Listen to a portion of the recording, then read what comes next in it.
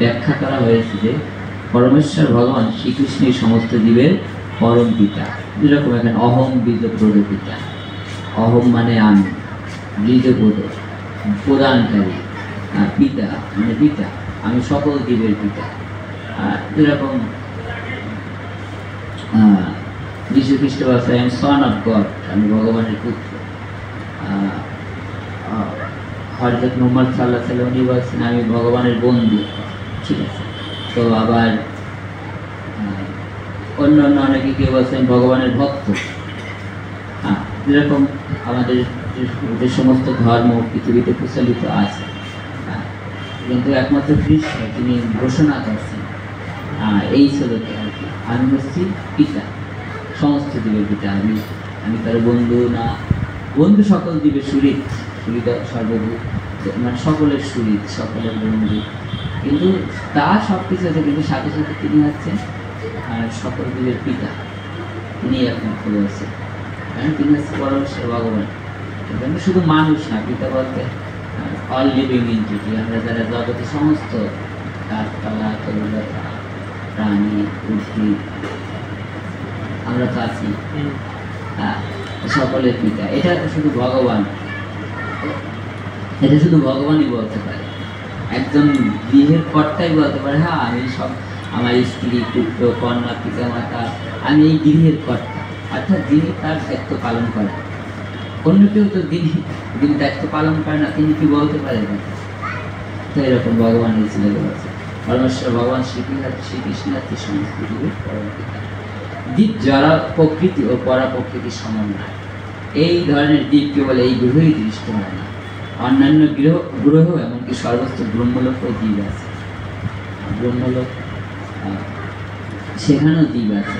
দ্বীপাত্মা যেরকম চাঁদের চন্দ্রলোকে, সূর্যলোকে, সূর্যের তাপ আসে আমরা বাংলাদেশে 43, 44, 45 এরকম মাঝে মধ্যে হয়, এখন হয় আরও আসতে দু এক সময়, বেশিরভাগ 39, 40 ডিগ্রি সেলসিয়াস থাকে। তো যখন অন্য অন্য দেশে আরও বেশি, তা আমরা সেইটা আমাদের অসহ্য হয়ে যায়। যেরকম আমরা দেখি মিডল ইস্টের, পাকিস্তান, এইসব দেশগুলো প্রচণ্ড তাপমাত্রা, কি রাস্তায় এরকম শাওয়ার থাকে, সবাই গাড়ি চালিয়ে দেয়, ওইখান থেকে স্নান করে দেয়। কী করবে, কারণ নয়তো হিট স্ট্রোক করতে পারেন তারা। তো সূর্যলোকেও বসবাস, সূর্যের আলো সেটা আমাদের পৃথিবীতে কত দূরে, সেই আলো কিরণ, সূর্য কিরণ আসে এখানে, তাতে কি পরিমাণ তাপদাহ হতে থাকে বলি আর কি।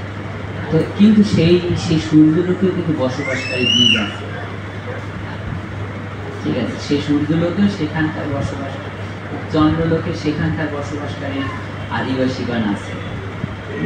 প্রত্যেকটা লোকে, কিন্তু আমরা সেই সমস্ত জায়গাগুলো যেতে পারছি না বা আমরা জানতে পারছি না।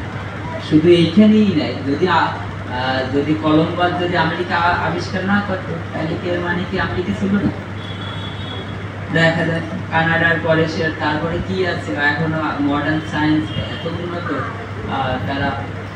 তারা তারপরে কি আছে, এত প্রযুক্তির এত উন্নতি, তারপর তারা এই ব্রহ্মাণ্ড, এই পৃথিবীর আর কি, এটা তারা অনেক কিছু এখনো করতে পারে না। শিলপ্রভুপাদ তার তাৎপর্যে ভাগবত পঞ্চম স্কন্ধে বলছেন এই যে যারা এই যে সার্ভে আর কি, মডার্ন সার্ভে বলে, ল্যান্ড সার্ভে, তাই এরা একটা নদীর মাপ সঠিকভাবে নিতে পারে না, তাহলে এরা এই পৃথিবীর মাপ, এই পৃথিবীর মাপ কীভাবে নেবে? হ্যাঁ, তাহলে আটলান্টিক মহাসাগর পর্যন্ত এটা প্রবাবলি, সব কিছুর পরে ব্র্যাকেট দিয়ে লেখে প্রবাবলি, হ্যাঁ, সম্ভাবনা একটা। তাইলে সেই চন্দ্রলোক, সূর্যলোক, এসব কীভাবে এই সাধারণ মানুষ, আমাদের মতো যারা অল্প লিটল নলেজ, লিটল নলেজ এই জন্য এটা কারণ আসল কোনটা লিটল, কারণ এই সৃষ্টিতত্ত্ব সম্বন্ধে আমাদের অনেক ক্ষুদ্র জ্ঞান। অন্যান্য বিষয়, আমার বিষয়ভিত্তিক বিষয়, ভিত্তিক বিষয়, আমি যেখানে জব করছি, আমার প্রতিষ্ঠান কীভাবে করলাম, আমার অভিজ্ঞতা থাকতে পারে, কিন্তু সৃষ্টিতত্ত্ব সম্পর্কে, ভগবানের সৃষ্টি সম্পর্কে আমাদের জ্ঞান অনেক স্বল্প হয়। তাই এই জন্য এখানে বলছে যে এই ধরনের দ্বীপ কেবল এই গ্রহই দৃষ্ট হয় না, অন্যান্য গ্রহ এমনকি সর্বস্ব ব্রহ্মলোকেও দ্বীপ আছে।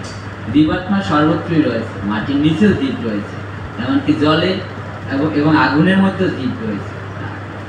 এই সমস্ত প্রকাশ সম্ভব হয়েছে মাতৃরূপী জড় প্রকৃতি শ্রীকৃষ্ণ বিষ প্রদান করার। এই যে প্রকৃতি, এটা জড় প্রকৃতি, এটাকে